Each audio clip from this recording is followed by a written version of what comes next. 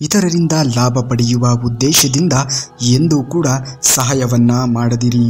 ಯಾವತ್ತೂ ನಿಸ್ವಾರ್ಥ ಮನೋಭಾವದಿಂದ ನೆರವು ನೀಡಿದರೆ ನಾವು ಮಾಡುವ ಕೆಲಸಕ್ಕೆ ಅರ್ಥ ಸಿಗುತ್ತದೆ. ಕಾಲ ಕೆಳಗೆ ಇರುವ ಧೂಳನ್ನು ಯಾವತ್ತಿಗೂ ಕೂಡ ಕೇವಲವಾಗಿ ನೋಡಬೇಡಿ. ಕಣ್ಣಲ್ಲಿ ಬಿದ್ದಾಗಲೇ ಆ ಧೂಳಿನ ಬೆಲೆ ಏನು ಎನ್ನುವುದು ನಮಗೆ ತಿಳಿಯುವುದು. ಕೇವಲವಾಗಿ ನೋಡಬೇಡಿ. ಎಲ್ಲರಿಗೂ ಒಂದಲ್ಲ ಒಂದು ದಿನ ಗೌರವ ಸಿಕ್ಕೇ ಸಿಗುತ್ತದೆ. ಅದು ಗೊತ್ತಾಗುವುದು ಸಮಯ ಬಂದಾಗಲೇ. ಪ್ರಾರ್ಥಿಸುವುದಕ್ಕಿಂತ ಮೊದಲು ನಂಬಿ, ಮಾತನಾಡುವುದಕ್ಕಿಂತ ಮೊದಲು ಕೇಳಿಸಿಕೊಳ್ಳಿ, ಖರ್ಚು ಮಾಡುವುದಕ್ಕಿಂತ ಮೊದಲು ಸಂಪಾದಿಸಿ, ಬಿಟ್ಟು ಕೊಡುವುದಕ್ಕಿಂತ ಮೊದಲು ಪ್ರಯತ್ನಿಸಿ, ಸಾಯುವುದಕ್ಕಿಂತ ಮೊದಲು ಬದುಕಿ.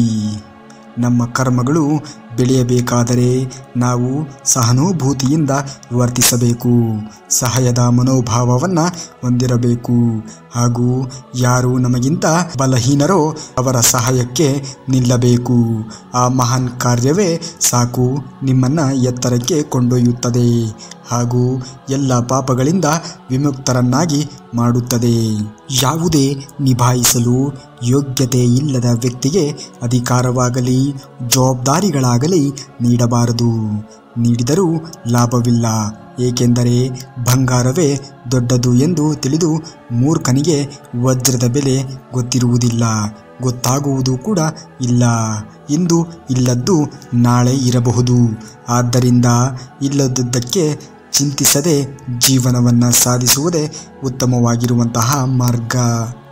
ಪದೇ ಪದೇ ನಿಮಗೆ ಕಷ್ಟಗಳು ಬರುತ್ತಾ ಇದೆ ಎಂದರೆ ಅದು ನಿಮ್ಮ ಹಣೆಬರಹ ಸರಿಯಿಲ್ಲ ಅಂತ ಅಲ್ಲ.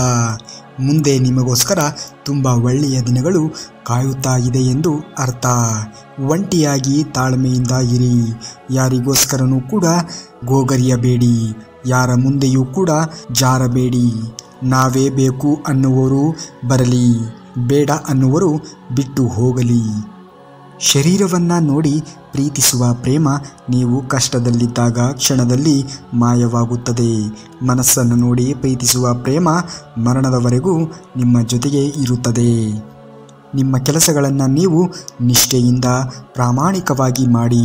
ಅದರಿಂದ ಯಾವುದೇ ರೀತಿಯ ಪ್ರತಿಫಲವನ್ನು ನಿರೀಕ್ಷಿಸಬೇಡಿ.